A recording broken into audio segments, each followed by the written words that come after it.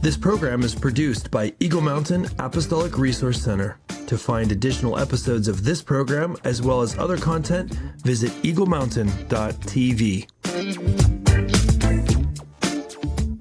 Beyond the Veil, in short, is mostly about God. It's not mostly about me. Yeah. It's not mostly about my life and who I'm becoming, my identity, my calling, my giftings, my you get that in the outer court as you're mingling with body life, and that's all great. But in the Holy of Holies, beyond the veil, this is where you get to experience the Lord way beyond what your mind can comprehend. This program is about stewarding the word God has given. It's about putting apostolic feet to prophetic hope. It's our mission to purposefully equip the world to transform their regions with God's love. We want to create an atmosphere of divine influence to the nations by walking in the power of His Holy Spirit with a faith that shapes the future. Welcome to Inside the Ark.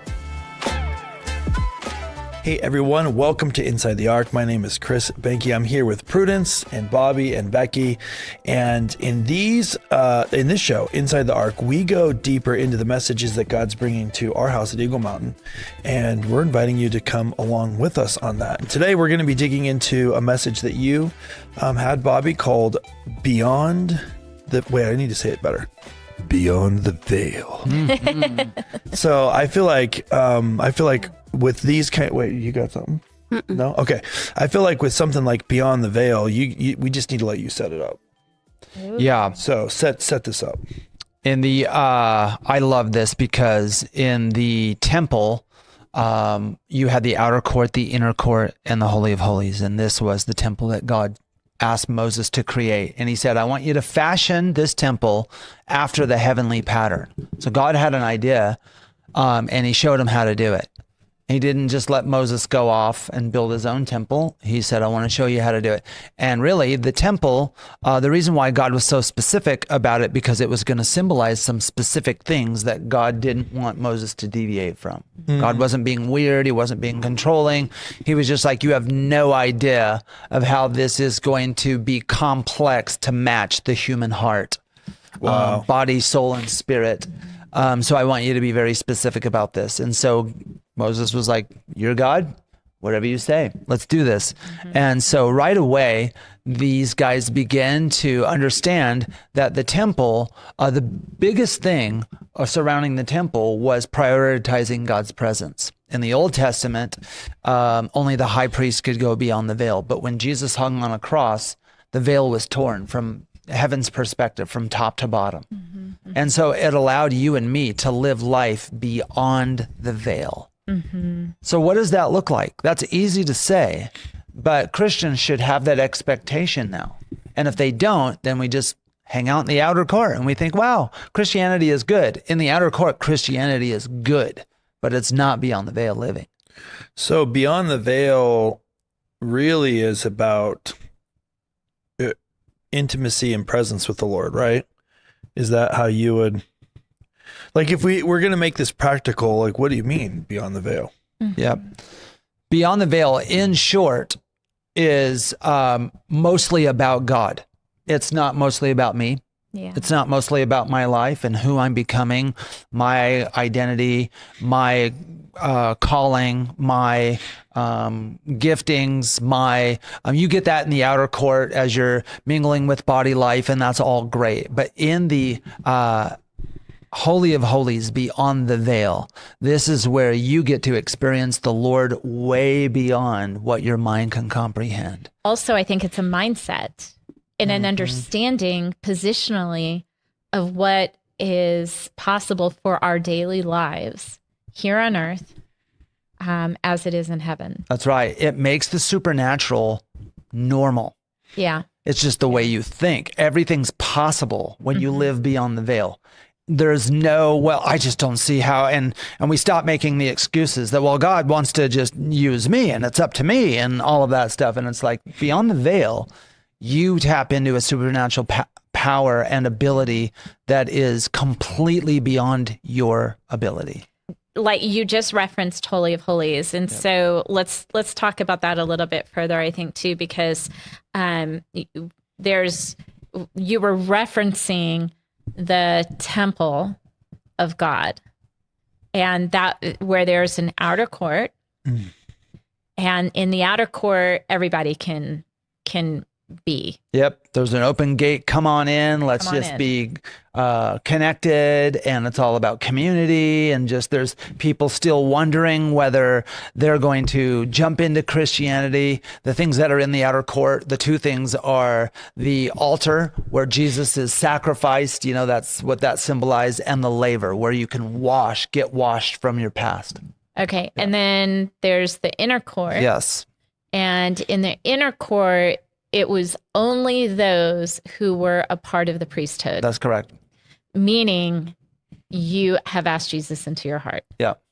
Well, I mean, like back then it was only the priest. Only the priesthood. Yeah. For us, Jesus's death created the ability for us to be priests. Yes. He said, you are now a royal priesthood. A royal priesthood.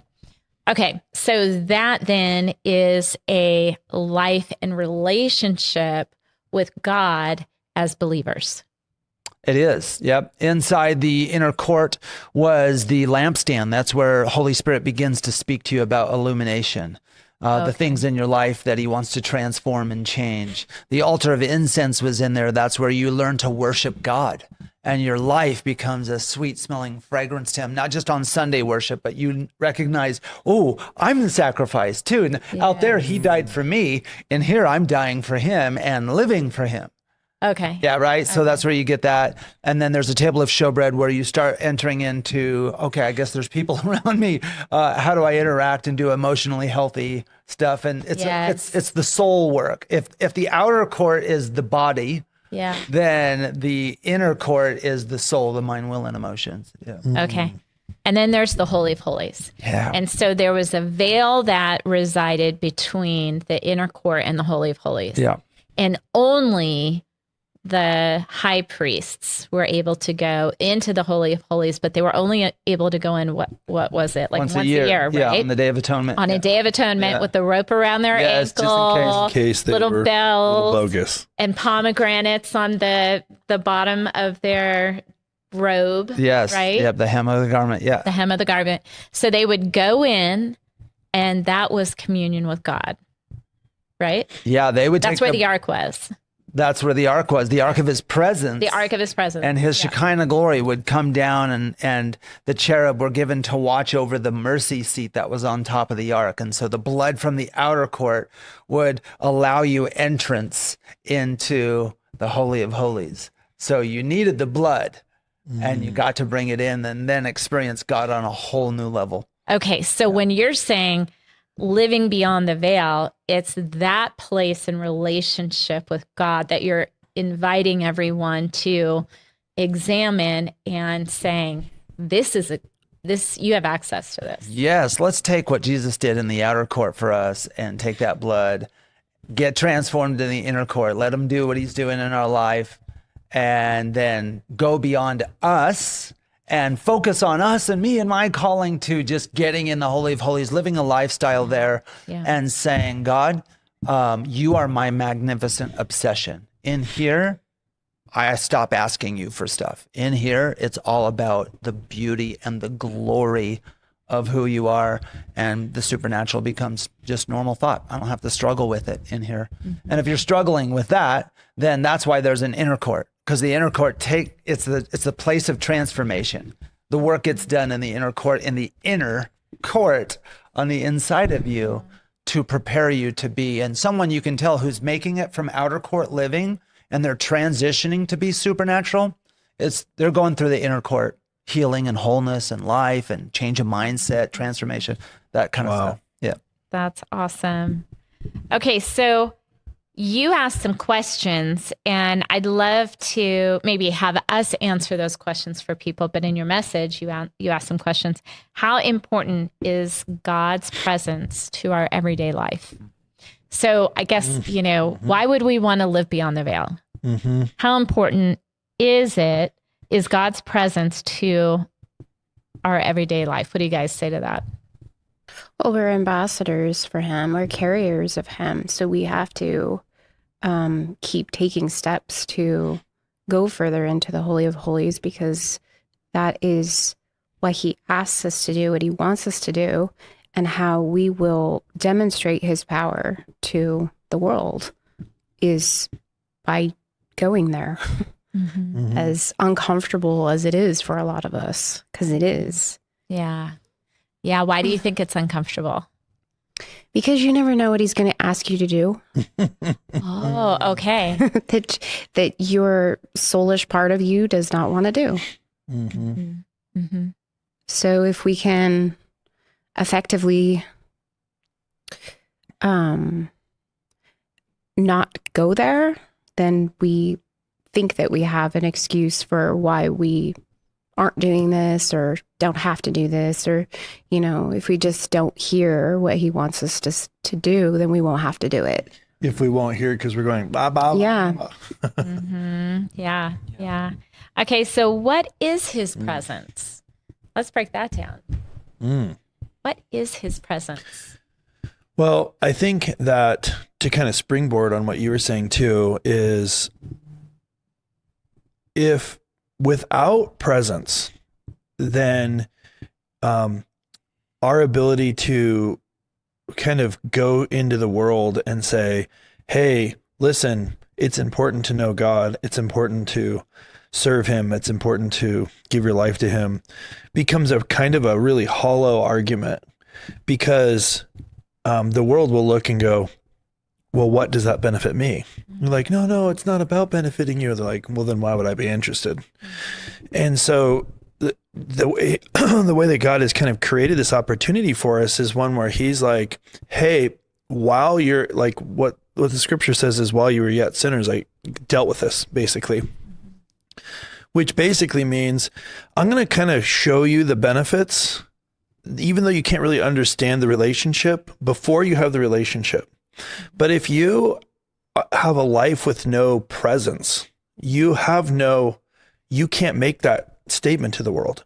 It's kind of like if I said, if I had an absolute train wreck of a marriage and it was just absolutely horrible, and then I said to my children, hey, trust God, he'll help you in your marriage.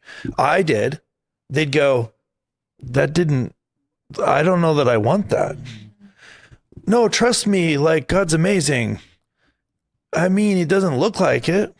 So he's kind of created a way through his presence for us to kind of be reflectors of what he's doing. That's, I think, so important. And then on top of that, that's ultimately what he's asking for. Like in the example with David, caring so much about the presence to actually walk through kind of a disregard of the rules to focus on presence by taking the ark out of the Holy of Holies and bringing it in front of the people, and God not zapping him for that, is an illustration of how important the presence is. So I guess the question is, what is the presence? This is like the way that I experience this is the tangible reality of things that aren't possible without God. So this could be anything as big as a supernatural raising of the dead. Mm-hmm. It could be my leg was super sore and now it's not. Mm-hmm. Or it could be I have peace in a situation that's unreasonable. Mm-hmm. Mm-hmm. Or it could be I have an understanding of something that's probably beyond me. Mm-hmm.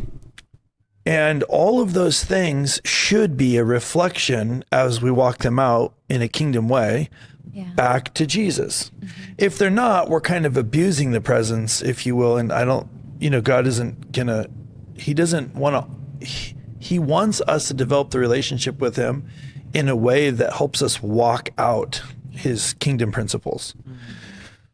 So anyways, I don't know if that even answers your question directly, but I think that sometimes even everything I just said feels like it's kind of complicated. It's really not complicated.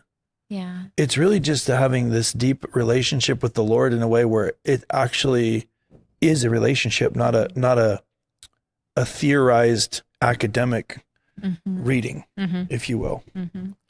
Yeah, I sometimes describe it to kids like, okay, close your eyes. And, I'll have them close their eyes. And then I'm like, okay, everyone move away from the person, and I'll say, everybody move away. And then I'll say, tell me when you feel you think someone's close to you. And like, I'll go stand kind of close to them or something and just wait until they can, okay, someone's close to me. Yeah, they can feel it. They can feel it. Yeah. Because I want them to understand that you can feel it's God, and in the presence, what presence was it? It was me standing next to them. Right. It wasn't something outside of me. It wasn't, like my watch or my ring. It was, they could feel my spirit. Yeah. They could feel me. And that's what I'm hearing you say is like, it is the Spirit of God that is with us. And so, it's God, and if we can feel him, if we can know, if we can see or hear, if we have our senses in our, the normal body senses can recognize the presence of God. Our soul senses can recognize and our spirit senses can recognize the presence of God. And so last question, what are the benefits of his presence? Let's talk about that a little bit. What are the benefits that you guys have recognized of? All right. Well, right off the presence? top for me, Yes. it's the peace that passes all understanding.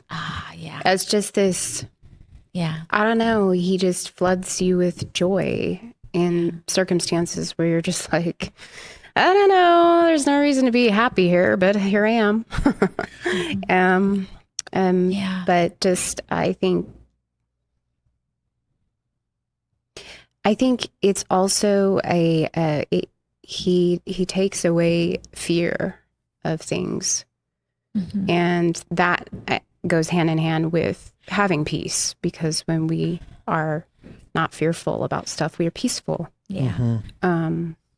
Yeah. So I think that those are a couple big ones for me. As you're saying that, I'm thinking about, not too long ago, Bobby asked you to speak at Eagle Mountain. Now, people may not know this, but you don't want a microphone. In fact, even like being here today is like you're tapping into the Lord to give you strength to want to do that. And so I know this about you, and I was like, well, how'd you do? Were you nervous? Nope. Now, wait a minute. Like, as you have reminded me, public speaking is above death for the average person. Yeah. Yeah. In what they're afraid of for the average person. Yeah. So is that a good example of presence, or did you just drink 20 cups of coffee? No, it definitely wasn't from my own power to kill that fear. Yeah.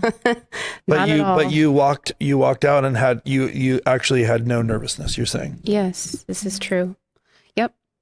Not like one time, even just leading up to preparation or preparing, and thinking about it. It's just, and a part of that is taking control of your own mind and saying, I'm not feeding this thing any cupcakes. Yeah. What, the fear? Yes, the fear. Fear loves is cupcakes. just, oh yes, they do. Yeah. Lots. Well, I see it like this. If we consider what Peter did. So here's Jesus. He's walking on the water in the middle of a storm toward Peter and the disciples who are in a boat. And he tells Peter, come out, come walk on the water, basically. And the benefits of the presence of God are that all things are possible, that he says are possible. And walking on water was possible. So speaking right. was possible. If he asks you to do it, he's going to give you the strength to do it. There's no reason to fear it if it's saying do it. Yeah, that's so good. I feel like when I've tried it, God's made it super practical for me. Just go up. You're in a conversation, Becky. For those who don't know, she's my wife. And so I'll go up, and if she's in the middle of a conversation or in a meeting or something that I'm just joining, I'll come up and just put my hand on her back just to let her know I'm there. And then so later I'll ask her stuff like, so did it help? Did it change, when I got there? Sometimes it's sorry I'm late. But tell me what you feel when I show up. And she goes, oh man, it was this and this and this, and what you lend to the Strength walked conversation into and the the room. peace that that you give, and all you did was just touch me, and I knew it was you. Yeah.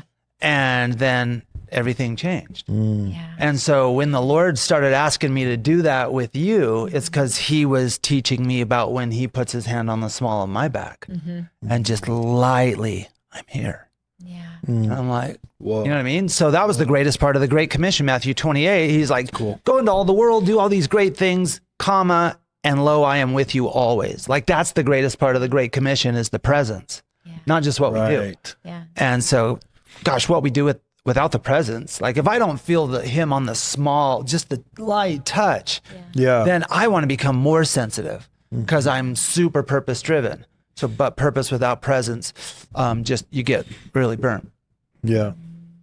And that, the Matthew 28 is a great example too, because he's basically saying, hey, I got an assignment for you. It's impossible, but guess what? You can still do it. Well, I thought it's impossible. Well, it would be, but I'm with you. Yeah. So I just made it possible. Yeah. So he didn't say, I'll do it for you. That's the thing. Yeah. He said, go do it. It's impossible. Don't worry. I'm with you. Not, don't worry. I'll take care of it. Just stay at home. Yeah. And that is like a great example of why the presence is so important. And if we go to try to do the Great Commission without the presence, I mean, it's not going to happen. It's impossible. Nope.